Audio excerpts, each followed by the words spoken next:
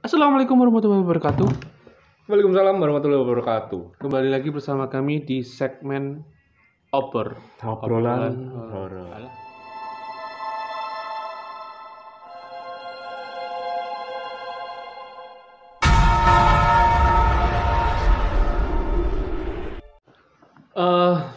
Udah lama nggak jumpa karena Kesibukan habis liburan. ya cuman males aja tuh. Aduh. Bulannya suwi aja nih. Liburannya akhir bulan kayak malahan. Ngisi mana dulu Eh, biar ada inspirasi ini penuh lagi. makan-makan, panggang, syukuran, mangan-mangan, Kan enak panggang, syukuran. Seperti ngono ae. seperti itu. Oke, kembali lagi ke konten. Konten kita ini adalah horor. Horor based on true story. Yes. Story true based.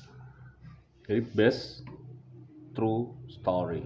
Cerita nyata dari narasumber. Kenyataan yang benar-benar terjadi. Mm-mm. Jadi kali ini kami akan membawakan sebuah cerita kisah dari seorang di Twitter biasa, yaitu bernama Zulfa. Kak Zulfa, terima kasih udah mengisi dah. Ini cerita kedua dari Kak Sulfa. Oh, udah gitu. Oke, dengan user Twitternya yaitu Nazulfa _ Dulu apa Bang? perangko. Tempelan. Ah.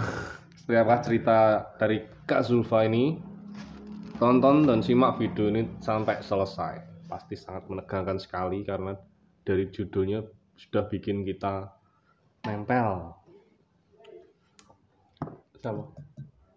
Langsung aja. Oh iya. Oke, baru langsung aja kita nyalakan obornya. Sore itu ketika langit sudah menunjukkan jingganya yang indah, aku masih berpacu dengan hiruk pikuknya jalan raya. Mengendari motor untuk pulang setelah lelah seharian berada di sekolahan yang terlihat sederhana namun menyimpan banyak teka-teki di dalamnya. Aku sengaja mengambil rute perjalanan yang sedikit jauh, melewati sawah-sawah dan juga melewati jalan yang sedikit rusak. Sepanjang perjalanan, kerjaanku hanya melamun. Tak terlalu memperhatikan jalan karena memang suasana jalan sore itu sangat sepi. Saat itu, pikiranku sedang ke laut. Kalut. Ingin rasanya aku menabrakkan diri dengan truk atau kereta yang sedang melintas. Agar aku menghilang dari dunia ini. Agar tak akan lagi ada masalah. Karena sejak awal aku tahu, aku lah titik permasalahan yang membuat kerjaan menjadi kacau. Namun, dengan cepat ku tepis pikiran itu jauh-jauh. Jika aku melakukan sama saja, aku menyerahkan diri hidup secara cuma-cuma saja. Itu semua tak berguna dan hanya menyusahkan orang lain saja, pikirku dalam hati. Tak lama kemudian aku mencium aroma bunga melati yang sangat menyengat. Aku mengejapkan mata sejenak, lebih memperlambat laju motorku dan memperlihatkan sekitar. Madek. Jantungku seakan berhenti berdetak. Hingga beberapa detik lamanya aku tak bisa memalingkan pandangan dari sisi kanan jalan tersebut. Tepatnya di depan gapura yang bertuliskan tempat pemakaman umum. Mataku seakan-akan dibuat hanya untuk melihatnya, bukan yang lain. Asa dipertegas. Terpaku. Oh. Bahkan kini, aku pun tidak bisa melihat jalan raya yang sedang kulewati. Seakan waktu berhenti, aku hanya bisa melihat sosok itu berdiri bungkuk tepat di depan gapura pemakaman. Sosok itu terus menatapku dengan tatapan yang sangat sulit diartikan. Sosok nenek tua itu yang bungkuk, menggunakan baju lusuh berwarna hitam dengan sedikit motif bunga-bunga. Tak lupa dengan kain warna coklat yang membalut kakinya yang sudah tak lagi jenjang. Mungkin itu adalah rok. Sewek. Nambah Sewek. Jari. jari. Setelah melewati nenek tua itu, aku kembali mengerjapkan mata sejenak dan kembali fokus pada jalanan. Aku merasakan ada sesuatu yang janggal. Badanku tiba-tiba saja menjadi berat dan terasa sedikit nyeri. Merasa ada kejanggalan, akhirnya aku pun memeriksa keberadaan nenek itu dari kaca spion. Terlihat nenek bungkuk itu tengah menyeberang jalan. Namun, saat sedang berada di tengah jalan, ada motor dari arah berlawanan yang menabraknya dengan tubuh nenek tua itu. Bus! Hah? Apa? Kok bisa? Pekiku sembari terdiam berpikir sejenak. Aneh, tidak terjadi kecelakaan. Sang nenek masih terus berjalan dan motor yang hendak menabraknya tadi masih melaju dengan kencangnya. Motor itu bisa menembus badan nenek tua tadi. Ia masih terbungkuk-bungkuk menyeberang jalan dengan sesekali melihatkan wajahnya ke arahku. Sedikit tersenyum masam kepadaku. Bersama dengan itu, aku mendengar azan maghrib yang tengah berkumandang. Dan aku pun tertegun, menyadari bahwa sekarang sudah sendekala. Lalu nenek bungkuk yang kulihat tadi bukanlah manusia. Tanpa pikir panjang, aku lantas memacu motorku dengan kecepatan tinggi. Kali ini rasanya aku sekali cepat-cepat tiba di rumah. Aku tak menghiraukan berbagai macam makhluk yang mulai ramai berlalu lalang. Dalam hati aku terus merapalkan surat-surat pendek yang aku bisa, ditambah dengan ayat kursi. Rasanya aku ingin memejamkan mata dan menangis saja, karena sesungguhnya aku sangat ketakutan sekarang. Sejenak aku berpikir dan ingin tertawa. Ternyata ada gunanya juga aku mengaji, walaupun sangat jarang. Setidaknya aku bisa hafal sedikit surat-surat untuk mengusir para hantu receh yang sangat jahil padaku. Tampang mereka sangat menyeramkan, jauh dari kata sempurna. Hingga beberapa menit kemudian, akhirnya aku sampai di rumah, mematikan motor, melepas sepatu, dan kini masuk ke dalam rumahku. Oh tidak, lebih tepatnya langsung masuk dan menutup pintu kamarku. Aku melantas melemparkan tasku ke sembarang arah. Terduduk di tepi ranjang kemudian memanggil Mara dalam hati. Rasanya kini aku ingin berteriak karena merasakan kepala dan badan yang terasa nyeri. Ada apa dengan dirimu, Zi? Terlihat Mara sudah berdiri tegak di depanku. Dengan wajah cantiknya, dengan sedikit senyuman yang nyaris tak terlihat. Gak tahu, aku merasa ada yang aneh, Mara. Makanya, jangan suka sok melamun. Mara sedikit menaiki intonasinya bicaranya. Entahlah, Mara. Melamun di jalan raya mungkin jadi hobi baruku, Mara. Aku mengendikan bahu acuh dan memalingkan wajahku dari Mara. Jangan seperti itu sih. Apa kamu sudah mau menjadi sepertiku? Aku menggeleng cepat. Aku belum punya cukup bekal untuk menemui sang pencipta, Mara. Aku lantas merembahkan tubuhku dan memejamkan mata sejenak. Aku tak bisa menahannya sih. Ada yang mengikutimu. Apa? Aku langsung bangun dari tidurku. Jangan bercanda, Mara. Tidak lucu. Membuatku merasa takut di saat seperti ini.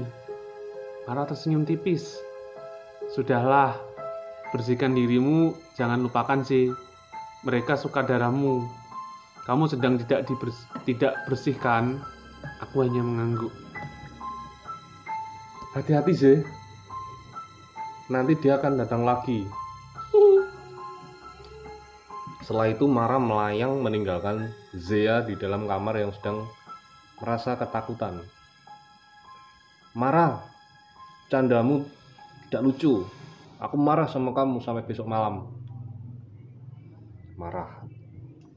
Detik berikutnya, Aku lantas mengambil handukku, bukan untuk menuju kamar mandi, tapi tujuanku kali ini adalah kamar mamah. Mamah. Malam ini aku akan memintanya untuk menemaniku mandi seperti biasa. Mau sebesar apapun juga, aku hanyalah seorang Zea yang manja dan penakut. Tapi tak apa, setidaknya jika ada mama yang menemaniku mandi di luar sana, aku merasa lebih tenang. Walaupun aku tahu sikapku seperti anak TK. Hingga keesokan harinya, badanku semakin bertambah berat rasanya. Di sekolah pun aku menjadi sangat pemarah.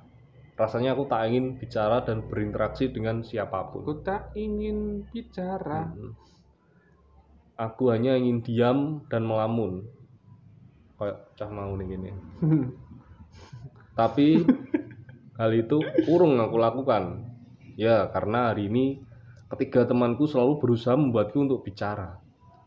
Walau akhirnya hanya aku yang membalas dengan anggukan atau tatapan mata yang tajam saja. Dan sore ini, setelah pulang sekolah, aku tak langsung pulang ke rumah. Farah mengajakku dan yang lainnya untuk mampir ke rumahnya. Tentu saja, aku tidak menolak. Aku rasa aku akan menceritakan kejanggalan yang aku alami kepada mereka. Loh, kenapa sih? Dari pagi sensi banget sih? Tanya Farah yang membuat lamunku menjadi buyar. Gak tahu, bingung gue juga jawabku. Alah, gue bareng. Lah kok gak tahu sih? Lo, kamu lagi bohong ya? Celia kini memincingkan matanya. Tahu makanya jangan suka ngelamun. Kini gantian Andin yang bersuara. Aku mengembuskan napas kasar dan memejamkan mata sebentar. Jadi, dari kemarin sore, waktu OTW pulang, badan aku kerasa berat banget. Parah sih. Aku berasa kayak lagi gendong orang tua, nyeri banget tulang aku. Ujarku sembari menepuk-nepuk kedua pundak aku. Lah, emang kamu habis ngapain? Tanya Celia. Aku gak ngapa-ngapain, Sal. Aku cuma ngelamun di sepanjang jalanku. Terus aku lewat TPU, tempat pembuangan Tempat pemakaman. Yang di dekat rusun itu loh. Nah, di situ aku lihat ada nenek tua. Dan waktu aku papasan sama dia, pas banget lagi pas azan maghrib. Apa? Pekik mereka bertiga bersamaan. Refleks aku pun menutup telingaku dengan kedua tangan. Aduh boy, berisik banget sih. Udah tahu pulang pas mau maghrib, kenapa lewat rute jalan yang jauh dan serem banget sih? Nggak habis pikir aku. Rute si Farah. Ya aku pengen aja lama-lama di jalan. Kemarin pikiranku buruk banget. Aku lantas mengembuskan nafas bukan nafas. Nafas terakhir. Menyilakan kedua tanganku di depan dada. Lalu aku menyandarkan tubuhku ke tembok. Kamu lihat gak nenek itu wujudnya gimana? Tanya Adin menginterogasi. Aku mengangguk cepat dan menegakkan dudukku. Nenek itu bungkuk, kurus, pakai atasan warna hitam lusuh, dan ada motif bunga-bunganya, sama pakai kain warna coklat gitu. Jelasku. Muka atau badannya hancur nggak sih? Farah mendekatkan tubuhnya ke arahku. Aku menggeleng. Mukanya biasa aja sih. Yakin nih nenek tua, bukan bentuk lain? Tanya Celia tak yakin. Aku hanya mengangguk lagi. Mara bilang apa sama kamu? Tanya Adin menyelidik.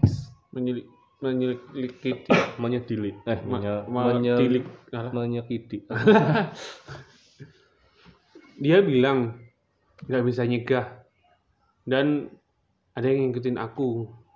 Jawabku sangat yakin. Menurutmu, kenapa Mara nggak mau bantuin kamu? Tanya Farah yang kini semakin penasaran. Mungkin karena dia mau aku belajar ngadepin ini sendiri. Jawabku ragu-ragu. Celia tersenyum masam. Nggak ngerasa ada yang aneh gitu. Aku terdiam. Kini Adin berpindah posisi, duduk persis di sebelahku dan menatapku penuh arti. Ia lantas menarik napasnya panjang. Fokusin sama apa yang kamu lihat. Jangan takut, kamu harus melawannya. Andin menutup mataku dengan satu tangannya. Seketika itu, aku terdiam. Tak hanya ada kegelapan di sana, melainkan ada satu sosok yang sangat mengerikan. Seketika tubuhku menegang, keringat dingin mencucur deras dan ritme jantungku sangat berdetak beraturan. Samar-samar aku juga merasakan tangan Farah yang mengganggu erat-erat. Serta suara Celia yang samar-samar ku dengar. Ingat J, inget. Cuman lihat, jangan bolehin masuk ke badanmu. Adin, bisa udahan nggak? Aku takut. Seruku. Bagaimana tidak takut? Di sana aku melihat sosok menyerupai kuntil anak yang 2 kali lipat lebih menyeramkan daripada biasanya. Kuntil anak dengan cairan warna hitam yang bau mengalir deras dari mulutnya, dengan rambut yang menjuntai ke lantai dengan sangat kusut dan bau.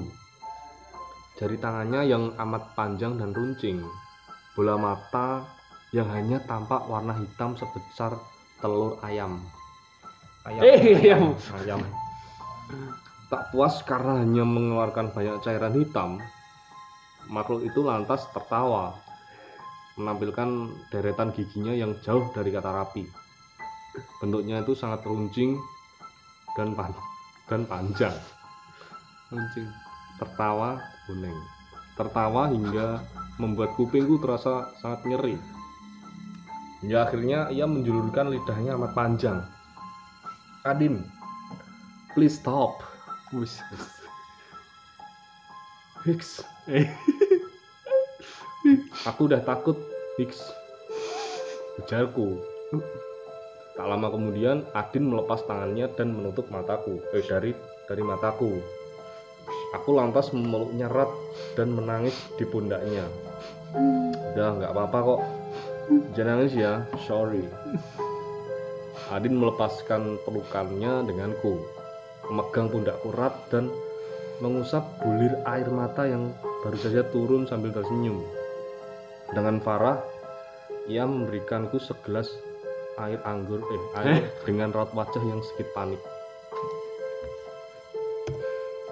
Celia berjalan di belakangku waktu itu, menekan bagian pundakku yang tadinya terasa sangat berat. Setelah itu merangkulku dan menowel hidungku jahil. Aku gak kerasa berat lagi kan? Udah gak kerasa berat lagi kan? Aku menggeleng. Jadiin ini pelajaran sih. Jangan sampai kayak gini lagi. Diikutin sama demit cosplay. Kata Adin dengan tawa khasnya. Iya Zee, aku takut kamu kenapa-napa tahu. Mbak Farah. Kok bisa ya aku ketipu gitu? Tanya Kuiran. Ya bisa lah, namanya juga demit, punya banyak cara untuk merebut bentuk Z. Jelas Celia. Makanya Z, jangan suka ngelamun. Susah banget sih dibilangin. Kesal Farah. Iya, maaf. Nanti nggak kayak gitu lagi kok. Oh iya, BTW aku nggak lihat Mara tuh dari pagi. Kemana dia? Tanya Adin. Aku menepuk dahi refleks. Astaga, lali aku. Aku lagi marahan sama dia. Sampai ntar malam, padahal kan dia nggak salah ya. Hah? Pergi mereka bersama-sama lagi. Loh. Ada apa nih sih? Ngapain coba marah sama marah sampai tar malam? Bingung Farah. Tahu ya, orang mah kalau mau marah ya lama. Yang lama aja sekalian biar marah. Parah. Marahnya hilang. Marahnya hilang. Ketus Celia. Janganlah. Kalau marah hilang, aku nggak punya temen lagi nanti di rumah. Elakku. Tuk, satu citakan mendarat mulus di dahiku. Tidak meninggalkan bekas namun bisa membuatku menangis kesakitan. Au, sakit nih, Adin. Aus. Kesalku sambil mengusap bagian dahi yang tercitak oleh Adin tadi. Ya lagian kayak anak kecil, sumpah deh. Marah aja di waktu. Kan aku sama lo. Wes. Aku tersenyum jahil dan menatap mereka bertiga secara bergantian. Aku ngeselin, tapi kalau aku hilang dari bumi pasti kalian sedih. Iya. Karena nggak ada lagi spesies sahabat bobrok kayak kamu di bumi. Haha. Haha. Ujar Farah sembari menyubit pipi kananku. Ih Farah, sakit oncom.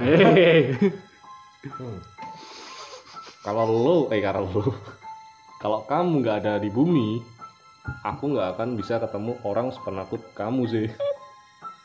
Lebih penakut dari aku, haha. Ujar Celia. Bully aku sepuasmu salku. Memang kan, kamu diciptain buat ngebully aku, buat aku bully, hahaha. Dan tuk, satu citakan dari tangan Adin mendarat lagi dengan mulus di dahi Zea. Bahagiaku lihat kamu kesel gini, hahaha. Tambah Adin, hahaha. Datar, sempit. Aku menatap ketiga temanku. Aku merasa sangat bahagia karena Tuhan telah memberikan sedikit kebaikan dengan memberiku teman seperti mereka. Hahaha. Kayaknya. Oke deh. Makasih ya kalian udah mau menjadi teman aku. Adin ini merangkulku diikuti dengan Celia dan Farah. Praktek gak? Dan OB. Praktek gak ya? Gak salah kalau reward itu. Karena mereka saling tatap dan tersenyum senang. Gak ada kata makasih di antara kita. Kompak mereka bertiga. Kami tertawa bahagia sejenak, berusaha melupakan sebentar dunia Persilatan, dunia perlisingan. Seberang yang membuat tenaga kami terkuras banyak.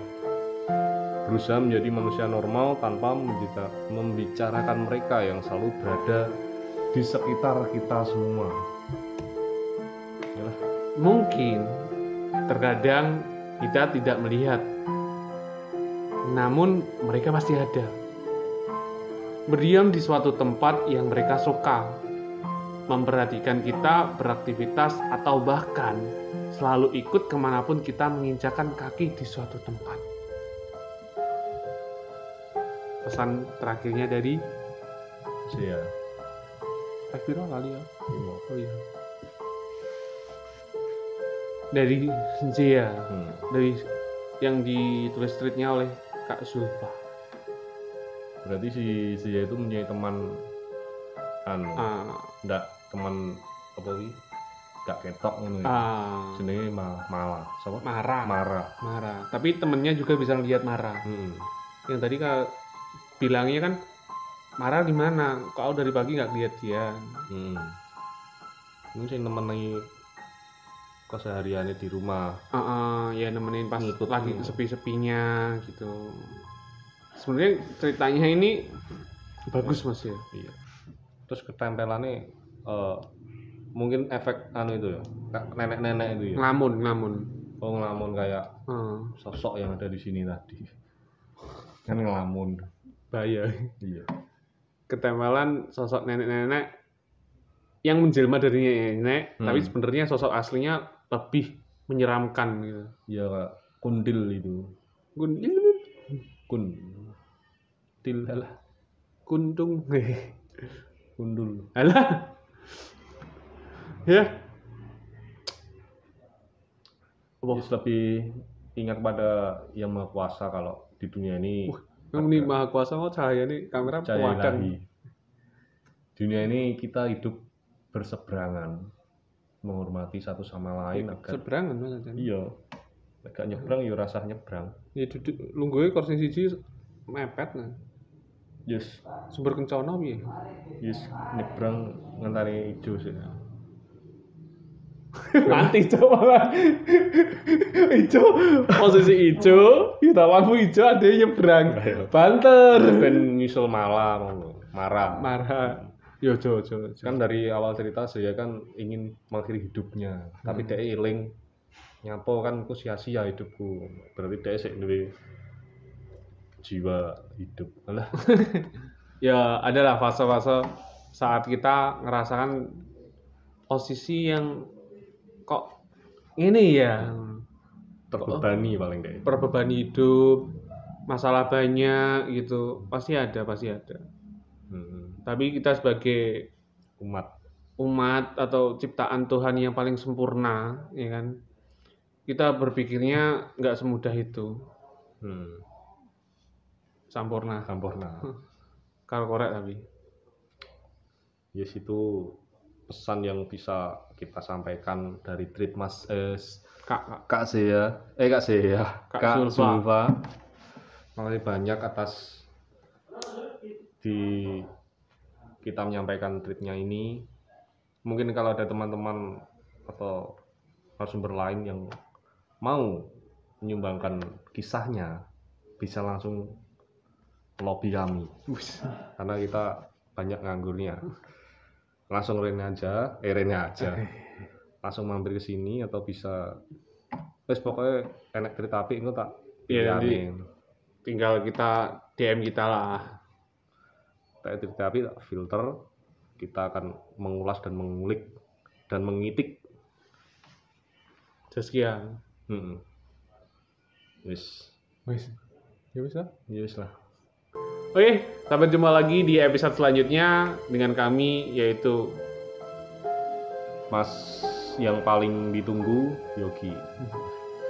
Mas ditunggu kolektor. Mas.